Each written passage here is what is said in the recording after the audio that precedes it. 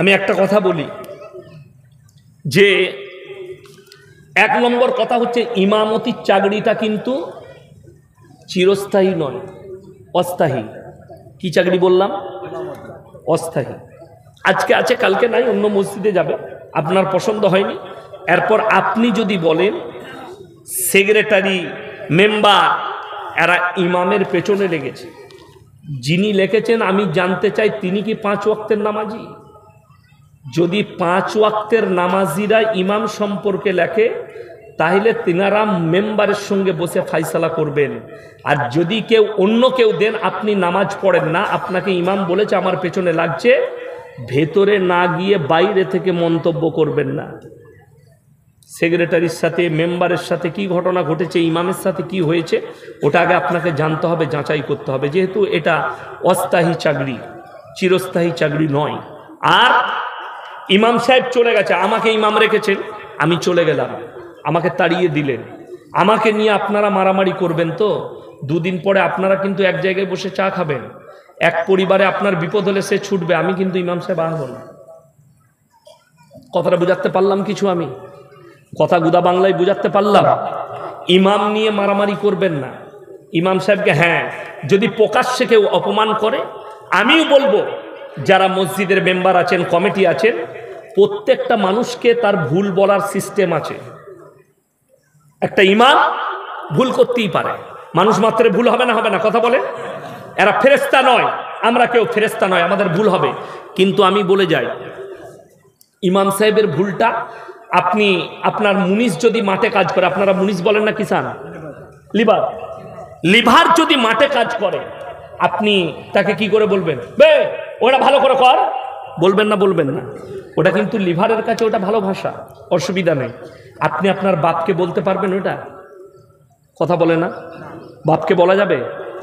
বাপকে ভুলটা বলা যাবে, রিসপেক্ট দিয়ে বলতে হবে। ভাই আব্বা মনে হচ্ছে যেন আপনার এটা ভুল হচ্ছে, কথাটা বুঝতে পেরেছেন না? পারেন এইভাবে বলতে হবে না? হবে না? রিসপেক্ট দিয়ে।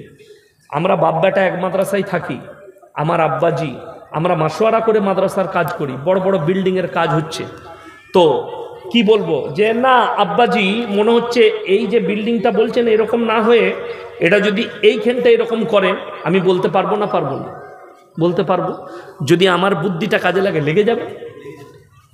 কিন্তু আমাকে বাপের সঙ্গে সেইভাবে কথা বলতে হবে। একটা বয়স্ক বাবাজি, ইনি যদি আমাকে বলেন ইয়াসিন সাহেব এইটা আপনার এরকম ভুল হচ্ছে, তখন আমাকে রিসপেক্ট দিয়ে বলতে হবে, ইনি আমার বাপের বয়সী লোক, সম্মানী লোক, নামাজি লোক, টুপি আছে। তো ইমামকে যখন বলবেন, আপনি বলবেন মলি সাহেব আপনার সঙ্গে একটা পার্সোনাল কথা ছিল, কামরাই গেলেন, আপনার এটা মনে হচ্ছে যেন একটু ভুল হচ্ছে, আপনি পার্সোনাল কথা বলুন সালাম দিয়ে, আসসালামু আলাইকুম, ভেতরে আসবো? মলি সাহেব আসুন, দরজাটা লাগিয়ে দিলেন, আপনার সঙ্গে একটু পার্সোনাল আমাদের দুজনের কথা ছিল, সেক্রেটারি হোক মেম্বার হোক, গেলেন, ভাই আপনার মনে হচ্ছে যেন এই জিনিসটা ভুল হচ্ছে, দিয়ে ইমাম সাহেব যদি আপনার ভুল ভাঙিয়ে দেয় যে আপনি ভুল বুঝছেন, আমি ঠিক বুঝিয়ে দিলাম, কাজ মিটে গেল। তা না হলে ইমাম সাহেবের সম্মানও বেঁচে গেল, আপনাদের কথাটাও বলা হলো। আর যদি নামাজের মধ্যে বলে আরে আপনার এটা কি বলা ঠিক হচ্ছে নাকি, আপনি নামাজ ভুল করলেন, তুমি ঘরের মুনিশ পেয়ে গেছো যে ইমামকে ওইভাবে বলবে? না, ভুল হতেই পারে, কোনো অসুবিধা নেই। আমি আমার বাজারে এক জায়গায় ইমাম সাহেব নামাজ পড়াচ্ছে এসা, আলহামদুলিল্লাহ এসার নামাজে সে হাই তুলে দিয়েছে, হাই নামাজের মধ্যে, ওটাকে জামাই, মানুষ বসে আছে, ইমানদারির সঙ্গে বলুন, কোনো ছেলে যদি পুকুরে পড়ে যায়, তার বাবা যদি রাস্তায় দাঁড়িয়ে দেখে, সে ঝাঁপ দেবে না? দিবে না? তার সাঁতার না জানলেও সে নদীতে ঝাঁপ মারবে, কেন? তার পিতৃ স্নেহ বাঁচাবে তাকে, সাঁতার না জানলেও ঝাঁপ দিয়ে দিবে সন্তানকে বাঁচাবার জন্য। এমন একজন নবী, এরপরে 2 নম্বর নবীর কথা বলছি, তিনি হচ্ছেন হযরতে নূহ নবী। নিজের চোখে আল্লাহ তাণ্ডব দেখেছেন, আমার আল্লাহ তাণ্ডব চালিয়েছেন পৃথিবীতে নূহ নবীর কওমের ওপরে, নূহ নবী নৌকার ওপরে, তার ছেলে কেনান ডুবে মারা যাচ্ছে, আল্লাহ বিরোধী, রসুল বিরোধী, নবী বিরোধী, ডুবে মারা যাচ্ছে। নূহ নবী আল্লাহকে বললেন, লা আসিমাল ইয়াউমা মিন আমরিল্লাহ, আল্লাহ এটা আমার ওরসজাত পুত্র, তুমি একে হিফাজত করো, একে তুমি বাঁচিয়ে দাও। আল্লাহ উত্তর করলেন, লামিনাল খাসিরিন। হাত নামাও, দোয়া করতে পাবে না যে আমাকে মানেনি, আমার নবীকে মানেনি, আমার দ্বীনকে মানেনি, তা না হলে তোমাকেও ক্ষতিগ্রস্তদের মধ্যে ফেলে দেবো। নূহ নবীর হাত নেমে গেল, উতল পাতাল চলছে। নূহ নবী আল্লাহর কাছে দ্বিতীয়বার দোয়া করলেন, বিসমিল্লাহি মাজরেহা ওয়া মুরসাহা ইন্না রাব্বি লাগাফুরুর রহিম। সঙ্গে সঙ্গে পানিকে আল্লাহ অর্ডার করলেন, আমার নূহ আমার কাছে দোয়া চেয়েছে, তুমি তার নৌকাকে স্থির করে দাও। হে পানি তুমি স্থির হও, তার কওমকে আল্লাহ ধ্বংস করেছে।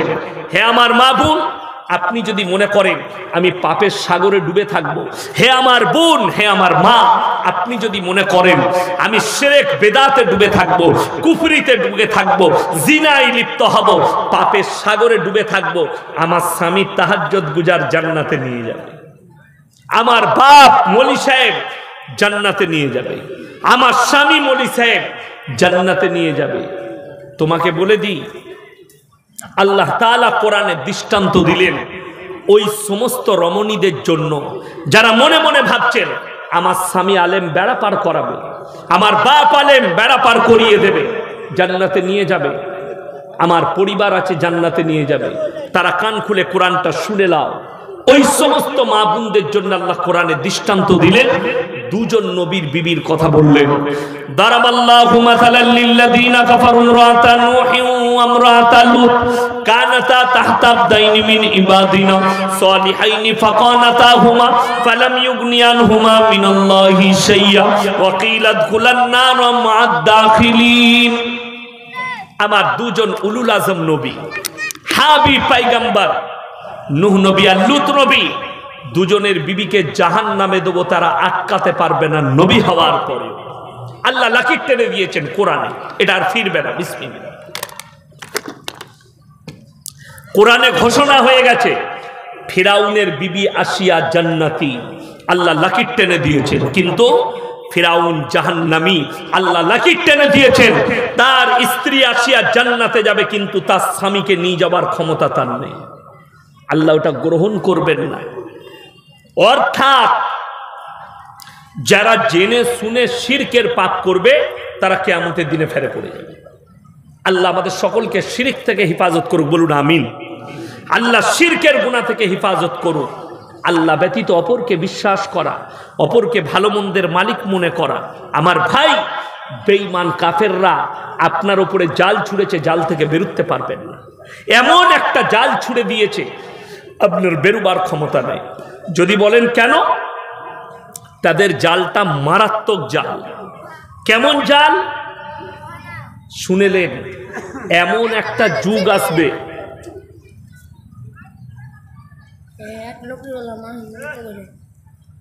সেই মানুষগুলোকে ডেকে লিয়া বল, তোমার দুটো মানুষকে ডাকবে। দেখুন তো কি প্রশ্ন, একটাই মানুষ দুটো দিয়েছে।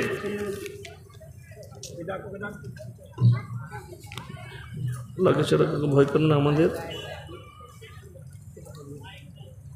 মুলবি কি নেই হচ্ছে।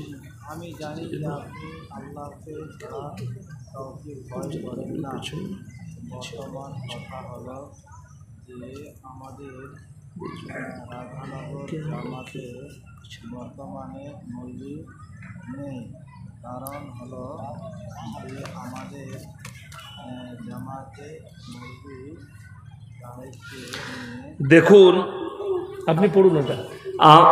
কেউ কি টার্গেট করে প্রশ্ন দিবেন না, এই প্রশ্ন কেউ কি টার্গেট করে ইসলামিক জ্ঞানের জন্য প্রশ্ন দিবেন, আমি উত্তর দেব, কিন্তু কেউ কি টার্গেট করে আপনার সমাজে কি ঘটছে কি হচ্ছে আপনি এলাকার আলেমদিকে নিয়ে আপনি সমাধান করুন। আমি একটা সামাজিক কোশ্চেন দিচ্ছি। আচ্ছা, ঠিক আছে।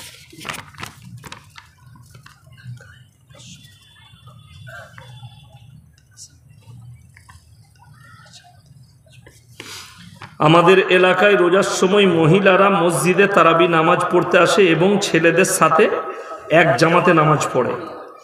বাকি 4 ওয়াক্ত বাড়িতে নামাজ পড়ে, শুধু তারাবির নামাজ মসজিদে ছেলেদের সাথে এক জামাতে পড়ে। দেখুন, এইখানে দুটো কথা কনফার্ম হতে হবে। মেয়েরা মসজিদে এসে যদি নামাজ পড়ে, তাদের জায়গা স্থান সম্পূর্ণ আলাদা হতে হবে। যদি একই রাস্তায় যাতায়াত করে জায়েজ নাই। যেমন এই মহিলারা বসে আছে, একদম জায়েজ নাই। আমার মাদ্রাসায় 30,000 এইখানে এসে পয়সা দিয়ে যাচ্ছে। 30,000 শ্রোতা হয়, 5,000 মহিলা থাকে, 1 টাকা ডেলিগেট থাকে না। মাদ্রাসার জলসায় ফ্রি খানা খাওয়ায়, 130 টাকা কিলো চালের বিরিয়ানি, 40টা গরু জবাই হয়। কিন্তু মহিলারা কোথায় বসে জলসা শুনলো, কোন দিকে চলে গেল, কোন রাস্তায় গেল দেখাতে পারবে না। এটা চ্যালেঞ্জ দিলাম, দাওয়াত দেবো। 2 বছর পর পর জলসা হয় আমার মাদ্রাসায়। মহিলা মসজিদে নামাজ পড়তে বাধা নেই, কিন্তু ইসলামে পর্দাকে ফরজ করা হয়েছে। হয়েছে না হয়নি? পর্দা ফরজ। আপনি বলুন, ছেলে মেয়ে যদি এক রাস্তায় যাতায়াত করে পর্দা থাকবে? পর্দা যদি না থাকে তাহলে কি করে জায়েজ হতে পারে? দ্বিতীয় নম্বর, মেয়েরা যদি তারাবি পড়তে পারে, যে পড়াবে নামাজ নাবালিগ হতে হবে। ইমামকে নাবালিগ হতে হবে। কি বললাম? নাবালিগ। 10 বছরের ছেলে পড়াবে, অসুবিধা নাই, আলাদা পড়বে মেয়েরা তারাবি। 10 বছরের ছেলে পড়াবে তালবিল ইলম। কিন্তু যদি বালিগ লোক হয়, তার পেছনে যদি মহিলারা দাঁড়িয়ে নামাজ পড়ে, জায়েজ নাই। নাবালিগ হলে জায়েজ আছে। কেন? ইসলামে পর্দার একটা বড় চ্যাপ্টার আছে। আল্লাহ রসুল সাল্লাল্লাহু আলাইহি সাল্লামের ওপরে যখন পর্দা নারীদের প্রতি ফরজ হলো, হাদিসে আছে সেই দিন থেকে নবীর বিবি এবং সাহাবীদের কারুর পায়ের নখটা হুজরাখানা থেকে আর বের করে। এটা হচ্ছে সহি হাদিস। অনেক বাংলাদেশের একটা দল বেরিয়েছে, তার নাম হচ্ছে হিজবুত তৌহিদ। ছেলে মেয়ে একসাথে নামাজ পড়তে পাবে। বর্তমানে যুগ জামানা খুব খারাপ। ঠিক বললাম না ভুল বললাম না? ভালো। বেশিরভাগ পরকীয়ায় লিপ্ত হচ্ছে না হয়নি? পরকীয়ায় লিপ্ত হচ্ছে। তো সেই পরকীয়াকে বাঁচাবার জন্যে যদি মনে হয় মেয়েদিকে মসজিদে আনতে আনতে রাস্তায় এবং মসজিদে সুরক্ষা দিতে পারবো না পর্দার, তাইলে আসার কোনো প্রয়োজন নেই। এটা মাথায় রাখবে। এরপর কোনো মৌলবি যদি বলে না ইয়াসিন ভুল বলেছে, সে কিয়ামতের দিনে জবাব দিবে, আর আমি ইয়াসিনও কিয়ামতের দিনে জবাব দেবে। এটা মাথায় রাখবে। সে যদি বলে বেপর্দা করু যা যাবে, অসুবিধা নাই, সে জবাব দেবে, আমিও আল্লাহর কাছে জবাব দেবো। আল্লাহ কিন্তু কেউ কি ছেড়ে কথা বলবেন? প্রত্যেকটা আলেম মৌলবি থেকে শুরু করে কোরআনে আছে, সূরা আরাফের 1ম পৃষ্ঠায় ফালানাস আলান্নাল্লাযীনা উরসিলা ইলাইহিম ওয়ালানাস আলান্নাল মুরসালিন। এটা সূরা আরাফের 1ম পৃষ্ঠা। যে কিয়ামতের দিনে মৌলবি মোল্লারা তো দূরের কথা, আমি নবী পয়গম্বরকেও দাঁড় করাবো, আপনারা কেমন দাওয়াত দিয়েছেন, আর তার কম কেউ জিজ্ঞেস করুন। আজকে যে আমি ফতোয়া দিয়ে যাচ্ছি যে না, মসজিদে যদি পর্দার সুরক্ষা না দেওয়া যায়, রাস্তায় মহিলাদিকে নিয়ে যাবার যদি পর্দার সুরক্ষা না দেওয়া যায়, প্রয়োজন নাই। নবীজির জামানায় পর্দার একটা মারাত্মক সুরক্ষা ছিল, সেটার নাম ছিল রওশনদান। কি নাম বললাম? রওশনদান। তারা যে যেত, আমাদের মেয়েরা তো চাদর গায়ে দিয়ে মসজিদে চলে যাচ্ছে। ঠিক বললাম না ভুল বললাম? কথা বলে না? চাদর গায়ে দিয়ে যাচ্ছে। এমনকি মাথা থেকে পা পর্যন্ত কিছুই যেন দেখা না যায়, এবং যে পর্দার ভেতরে যাবে বাইরে থেকে বোঝা যেন না যায় ভেতরে মহিলাটা যাচ্ছে, তার শরীরের ডিজাইন কেমন। আর আমাদের সব ওপেন। ঠিক বললাম না? সব ওপেন। বড় কষ্ট লাগে না? যদি আপনি সুরক্ষা না দিতে পারেন, ইসলামী শরীয়তে শুনেলেন বেশিরভাগ মহিলা জাহান্নামে যাবে বেপরদাহির কারণে, নিজের শরীর পর পুরুষকে দেখানোর কারণে। মারাত্মক একটা দিক কোরআন বলছে, ওয়াদরিব খুমুরিহিন্না আলা জুনুবিহিন। হে নারী, তুমি পর্দা নির্ধারিত করো, তোমরা কোনোদিন ধর্ষিতা হবে না, তোমরা কোনোদিন লাঞ্ছিত হবে না। আপনি ভেবে দেখুন, একটা মহিলা যদি বেপর্দার সঙ্গে একটা চাদর গায়ে দিয়ে মসজিদে গিয়ে নামাজ পড়তে পারে, তার পর্দার যদি গুরুত্ব না থাকে, সেই মেয়েটা চাকরি করতে পারে না? পারে না? কথা বলে না? সে তো স্কুলে গিয়ে চাকরিও করতে পারে। আপনি আম করে রেখে দিয়েছেন পর্দা না। আমি হুগলি ডিস্ট্রিক্টে একটা গ্রামে জলসা করতে গেলাম, বিশ্বাস করবেন না, ডানকুনির কাছে মহিলাদের কোনো বসার ব্যবস্থাই ছিল না। মহিলাদের কোনো বসার, বলে কি ব্যাপার, বলে সব ঘরে শুনবে, ছাদে ফাদে বসে শুনবে, ওদের জন্য এরকম প্যান্ডেলে বসার ব্যবস্থা নেই। যাই হোক, আপনারা আদায় করছেন, আদায়ের জলসা ঠিকই আছে, কিন্তু মা দিকে বলবো স্টেজে পয়সা দিতে আসবেন না।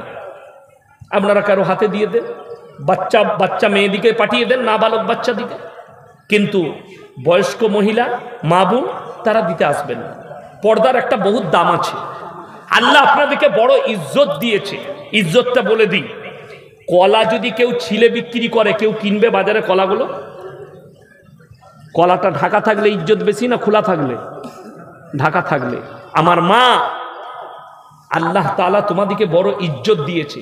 আল্লাহ রসুলের একটা হাদিস শুনেলেন, রাস্তা দিয়ে পেরিয়ে যাচ্ছেন, সাহাবীরা আছেন, সাথে হাতেমটায় একজন মুশরিকের বিটি পেরিয়ে যাচ্ছেন, মুশরিকের বিটি, তার শরীরে কাপড় নেই, মাথায় কাপড় নেই। নবীজি নিজের মাথার পাগড়িটা খুললেন, তার শরীর এবং মাথাটা ঢেকে দিলেন। সাহাবীরা বললেন, ইয়া রাসূলুল্লাহ, এটা মুশরিকের বিটি। নবীজি সাল্লাল্লাহু আলাইহি সাল্লাম ধমক দিলেন, আমি মেয়েদের মাথা ঢাকতে এসেছি, খুলতে আসিনি। জোরে বলুন সুবহানাল্লাহ। আপনি আপনার পরিবারে পর্দা নিয়ে আসুন, মেয়েদিকে ঢেকে দেন, পর্দার মধ্যে নিয়ে আসুন।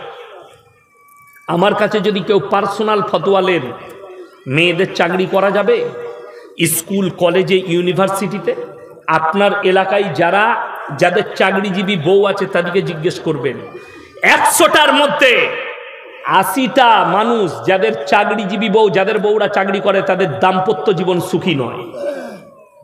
100 জনের মধ্যে 80 জনের যাদের বউরা চাকরি করে, সকালে চাকরিতে বেরিয়ে যায়, তাদের দাম্পত্য জীবন সুখী নয়, রেঁধে ভাত খেতে হয় তাদেরকে।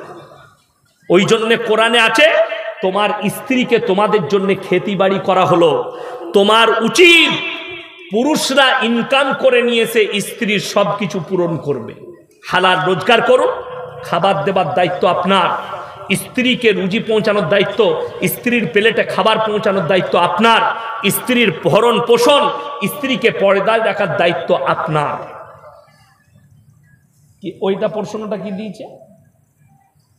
ওইটা ওই কাগজটা, হ্যাঁ দেখুন, এই মলি সাহেবের বিপরীত দেখুন, নাই বলা হয়। তো একজন ব্যক্তি বলেছে নামাজটা হবে না, আমি গেলাম, তাকে মাসলার কিতাব দেখালাম, হাদিস দেখালাম, তারপরে সে ক্লিয়ার হয়ে গেল, জি না আমার ভুল হয়েছে, বাস ক্লিয়ার। আমি কিন্তু তাকে এটাই বুঝালাম, আপনি নামাজের লাইনে অপমান করেছেন ইমামকে, এটা বলার সিস্টেম নয়। আপনাকে কামরার ভেতরে গিয়ে বলতে হতো, আর তা না হলে আগে গিয়ে কিতাব দেখতে হতো, আলেমদের সঙ্গে পরামর্শ করতে হতো যে নামাজটা হলো কি না, তারপরে আপনি ইমামকে এসে সম্মানের সঙ্গে কামরায় বলতেন। আপনি লাইনে অতগুলো মানুষের সামনে বলেছেন, আপনি এশার নামাজে পরের দিনে অতগুলো মানুষের সামনে আপনি অন্যায় স্বীকার করে বলবেন আমার ভুল হয়েছিল, ইমামেরটা ঠিক ছিল, তবে মানুষের কাছে ক্লিয়ার হবে। ওই জন্যে বাবা, কেউ কি টার্গেট করে প্রশ্ন দিবেন না, কেউ কি টার্গেট করবেন না। আপনার গ্রামের মামলা আছে, আপনি বসুন, আপনি লিখেছেন, একটা মারাত্মক কথা কি লেখা আছে, ওই মারাত্মক কথাটা বলে দিই, সেটা কি লেখা আছে। আমরা যুবক ছেলেরা ছেড়ে চলে গেছে, আমরা যুবক কমিটির করণীয় কি? তুমি মারামারি করবে? কে বললো তোমাকে মারামারি করতে? তুমি তাদের সঙ্গে পরামর্শে বসো। আমার মতো মৌলবি এই পরামর্শ দেবো না আমি। মসজিদ কমিটি রেখেছো, গ্রাম 16 আনা ডাকো, জুম্মার দিনে দাঁড়িয়ে বলুন যে এই হয়েছে, আপনারা বুঝিয়ে দেন। মসজিদের মেম্বার, কমিটি, সেক্রেটারি যিনারা আছেন, আপনাকে মাইক ধরে বুঝিয়ে দিবে, এই কারণে আমরা ইমামকে সরিয়েছি, এই কারণে ইমামকে জবাব দেওয়া হয়েছে। তা বলে দলবাজি করে গ্রামে মারামারি করবেন, এটা ইসলাম স্বীকৃতি দেয় না, গুনার কাজ।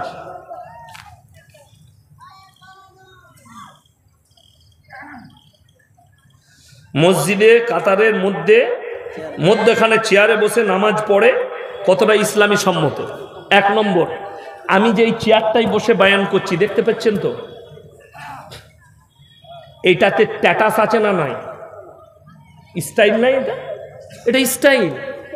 আমি এখন ধরেলেন, আল্লাহ না করুক অহংকার না দে, মনে মনে হবে আমি একজন বক্তা, চেয়ার একখানা পেয়েছি। চেয়ার হচ্ছে স্ট্যাটাসের জিনিস। মসজিদের ভেতরে মধ্যেখানে হোক সাইডে হোক চেয়ারে বসে নামাজ হবে না, এইটা হচ্ছে সহি ফতোয়া। চেয়ারে বসে নামাজ হবে না, আপনি নামাজ নিচে বসে পড়বেন। গোটা বাজার, রতুয়া বাজার ঘুরে চলে এলো, দিয়ে মসজিদে এসে চেয়ারটা লাগিয়ে হযরত চেয়ারে বসে নামাজ পড়ছে। কষ্টের বিষয়। কে বলল তোমাকে? হাদিসে আছে নামাজ দাঁড়িয়ে না পারলে বসে বড়। চেয়ারের কথা হাদিসে কোথাও নেই, একটা জাল হাদিসেও পাবেন না। আপনি নিচে বসে পড়বেন।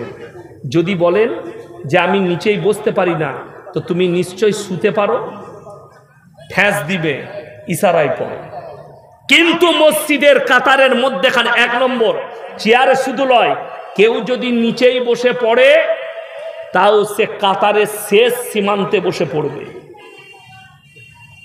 মিডিলে নয়, কাতারের শেষ সীমান্তে একদম কোণে বসে পড়বে। যদি কাতার পুরো না হয়, যে আপনি জানেন যে কাতারটা পুরো হবে না, আমাদের গ্রামে 1 কাতারই লোক হয়, তখন আপনি সেই পজিশনে দাঁড়াবেন যেটা লাস্ট হয়। চেয়ারে হারগিজ নামাজ হবে না।